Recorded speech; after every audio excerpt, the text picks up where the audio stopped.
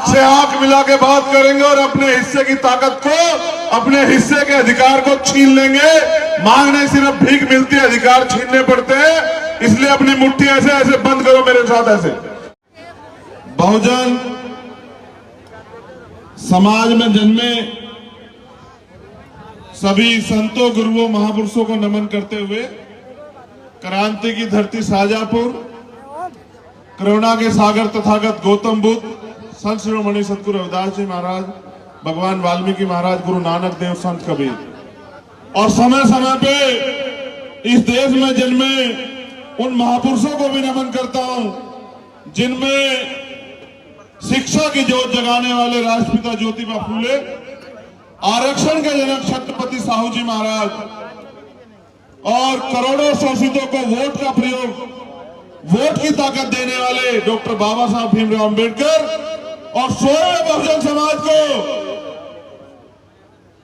Vote का प्रयोग करके बताने वाले किस तरह से वोट की रक्षा सुरक्षा होती है और वोट के जरिए किस तरह अल्पजन्मी बहुजन बनके अपनी गरीबी, अपनी परेशानियां, अपने साथ होने वाले अन्याय को खत्म कर सकते हैं।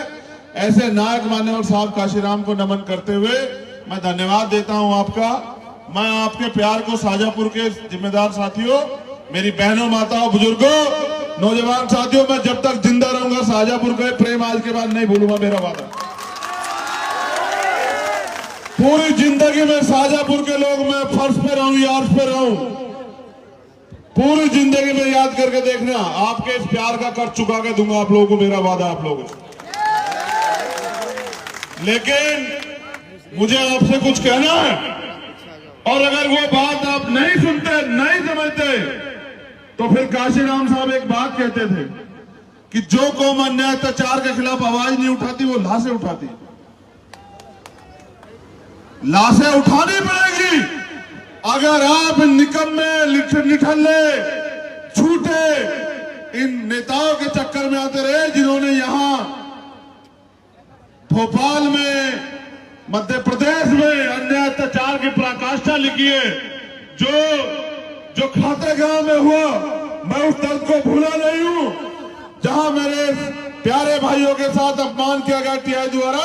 मैं उस दर्द को भूला नहीं हूं।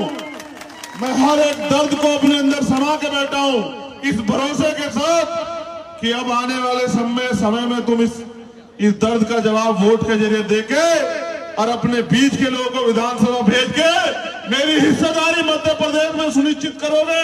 यहाँ की सरकार के बीच जो है अपना झंडा और डंडा बुलंद करोगे और इनको बताओगे जो अधिकारी कर्मचारी सरकार की सह में हमारे लोगों का शोषण कर रहे हैं उनको मुंह तोड़ जवाब जो है वो कानून के जरिए ही देने का काम करोगे। चिंता मत करो, समय तुम्हारा भी आएगा। समय इंतजार नहीं करता है, समय रोके रोके नहीं रुकता है। देखो मैं दर्द बताता हूं आपको, यहां राका का मकान तोड़ दिया, वहां दत्तू मेड़े का मकान तोड़ दिया और खाते गांव में कार्यकर्ताओं के साथ जो अपमान किया, क्या मैं वहां बैठा देखता नहीं हूं? मैं देखता हूं, मगर मैं दर्द से रोता नहीं हूं। मैं उस दर्द से ताकत बनाता हूं और उस ताकत को बना के मैं आपके बीच आता हूं। आज भी क्या नहीं था रोकने के लिए। यहां मैं नहीं जानता कि सरकार ने कैंसिल कराई या प्राकृतिक रूप से कोई मुसीबत थी। सारी फ्लाइट इंदौर की कैंसिल की आज आने रोकने के लिए। और वो जो 2 बजे वाली फ्लाइट थी, 2:40 वाली, वो 3:45 बजे उड़ी वहां से। वो भी लेट पे लेट होती रही। मैं समझता रहा कि सरकार को समझ आ गया कि पिछड़े वर्ग के लोगों ने आरक्षण के खिलाफ मोर्चा लिया हुआ है और अगर ये चंद्रशेखर भी आ गए और ये इकट्ठे हो गए तो आज ही क्रांति हो जाएगी मध्य प्रदेश में। मैं इस बात को वहीं बैठे समझ रहा था। मैं ये समझ रहा था कि मुख्यमंत्री जी देख रहे हैं कि दोबारा नेमावर न हो जाए। मुख्यमंत्री जी इस बात को समझ रहे हैं, इसलिए वो जानबूझ के अपनी सरकारी मशीनरी का दुरुपयोग कर रहे हैं। याद रखो, ये गुलाम भारत नहीं है, ये आजाद भारत। जितने अधिकार उनको हैं इतने अधिकार हमें, और जितनी ताकत वो रखते हैं उतनी ताकत हम रखते हैं। लेकिन हम कमजोर इसलिए हैं कि इस देश की 3 बड़ी ताकतें, मनी, माफिया, मीडिया, उनके कब्जे में। अगर हमारे कब्जे में कुछ है तो वो हमारा शरीर, वो हमारी ताकत, और इस अन्याय को हमें सहना पड़ता है। हमें पता है सीवर में जाएंगे तो मरेंगे, लेकिन फिर भी अपने बच्चों के पेट पालने के लिए सीवर में उतरना पड़ता है। ये दिया है सरकारों ने हमें। 70, 71, 72 साल हो गए हमारे लोग भरोसा करते रहे कि ये लोग हमारे लिए कुछ करेंगे, लेकिन उन्होंने किया क्या? रोटी कपड़ा मकान से ज्यादा की लड़ाई वो आगे नहीं बढ़ा पाए। अभी तो इस देश में स्वाभिमान सम्मान की लड़ाई अधूरी है। मैं समझता हूं कि जब तक इस देश से सामाजिक गैर बराबरी और आर्थिक गैर बराबरी नहीं खत्म होगी, एक गरीब को उतने साधन संसाधन नहीं मिलते जितने इन सरकारों के अमीरों को मिले हुए, तब तक ये लड़ाई अधूरी। आप चिंता मत करो, आप देखते जाओ। भीम आर्मी के लोगों ने मोर्चा ले लिया है। अब कोई हवा, कोई तूफान, कोई आंधी नहीं रोक सकती। अब गरीब को भी बराबरी के अधिकार मिलेंगे, जो अधिकार इन पुराने सरकारों के लोगों ने दबा के रखे हैं। मैं अभी लौटा उड़ीसा से, और जब मैं उड़ीसा में गया तो मैंने देखा, उससे पहले मैं झारखंड गया, उसके बाद मैं राजस्थान गया, फिर मैं हरियाणा गया। मैंने कई स्टेट में जाकर देखा कि आज भी गरीबी, बिना भूमि के, बिना साधन के, बिना नौकरियों के, बिना रोजगार के हमारे लोग रोटी कपड़ा मकान के मोहताज हो रहे हैं। और ये सरकार हमारी उसी उसका फायदा उठा रही है। आप क्यों आपको क्या लगता है ये अन्याय इसलिए हो रहा है कि हम कमजोर हैं? नहीं, ये अन्याय इसलिए हो रहा है क्योंकि अब आप लोग ताकतवर होने वाले हो रहे हो, आप लोग ताकतवर होने वाले हो रहे हो, आप इकट्ठा होने वाले हो रहे हो, तो सरकार को लग रहा है किस तरह से इनको रोकना है, इनको डराना है, धमकाना है। ऐसा प्रयोग ये मेरे ऊपर करके देख चुके हैं। इन्होंने मुझे 16 महीने बंद रखा, लेकिन 16 महीने में मैं इनसे डरा थोड़ा ही। इन 16 महीने में इनसे नहीं डरा। कल मैं उड़ीसा में था, कुछ बीजेपी के लोग मेरा विरोध करने के लिए आए। मुझे कार्यकर्ता कहने लगे भैया गाड़ी के ऊपर खड़े हो जाओ, तो मैंने कहा यार सभा में चल रहे, देर हो जाएगी। उन्होंने एक और बार कहा, मैं समझ ही नहीं पाया। जब मैं आगे निकला तो मैंने देखा कुछ लोग उधर दूसरे कोने में खड़े नारे लगा रहे हैं। तो मैंने पूछा कि ये कौन है? कह रहे ये आपका विरोध करने आए थे। तो मैंने कहा इनको ये तो समझाओ कि लुक के कौन विरोध करता है, सामने आके विरोध किया जाता है। ये जो वहां छिपके मंदिर की ओट लेके विरोध कर रहे हैं, वहीं अंदर खड़े होकर नारे लगा रहे हैं।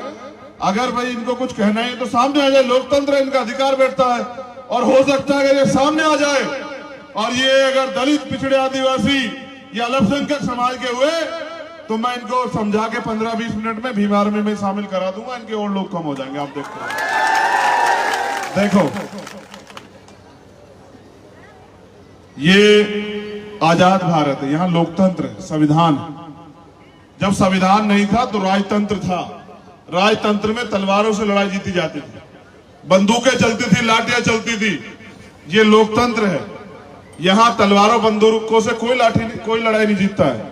यहां बाबा साहब अंबेडकर ने अपने 4 बच्चे कुर्बान करके हमें एक ताकत दी है, और हम पे अवसर आता है 5 साल में कि उस ताकत के जरिए हम अपनी गरीबी, परेशानी, बेरोजगारी, अन्याय, अत्याचार, जुर्म जाति खत्म कर दें। शाहजहांपुर के लोगों, जैसे आज जागे हो, अगर आप मेरे कहे अनुसार आने वाले 1 साल और जागे ना, तो मैं गारंटी से देता हूं कि फिर आपको मेरी जरूरत नहीं पड़ेगी। यहां फिर ऐसे लोग तैयार हो जाएंगे जिनकी कलम में इतनी ताकत होगी कि घर गिराने वाले सलाम करने के लिए सुबह सुबह तुम्हारे घर के सामने आया करेंगे। चिंता मत करो, समय बदलेगा। हर एक कमजोर का, शोषित का समय बदलेगा। ये लड़ाई, फिर कह रहा हूं, रोटी कपड़ा मकान की नहीं, ये लड़ाई है समता, समानता, बंधुत्व, भाईचारे की। ये लड़ाई है अधिकारों की। कब तक हम लोग जो है सड़कों की लड़ाई लड़ेंगे? आप लोग सुबह से यहां इतने बड़े पैमाने पर शामिल हैं। जितने लोग यहां शामिल हैं उन्होंने अपना काम भी छोड़ा। अगर आप दिन के 2 घंटे, 1 घंटा भी अगर मिशन को दे दोगे, तो मैं लिख के कहता हूं कि जिन चीजों से आप परेशान हो, आप अपने चेहरे देखो, थोड़ी देर हंस के सोचते हो कि हम खुश हैं। कहां से खुश हो?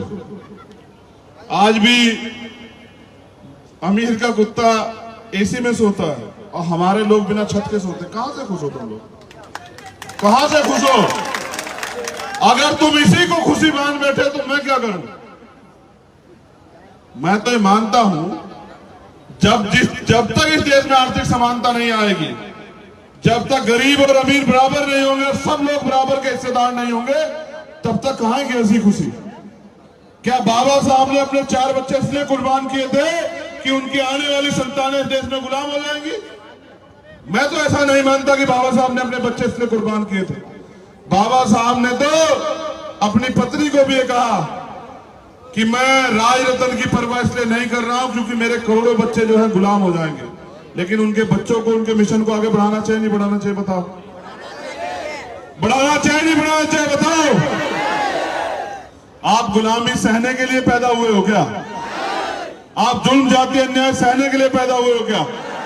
क्या गुलामी जुल्म जाति तुम्हारे हिस्से में किसने लिखी है क्या? देखो बात सुनो, घुटनों के बल रेंग के नहीं चलेंगे,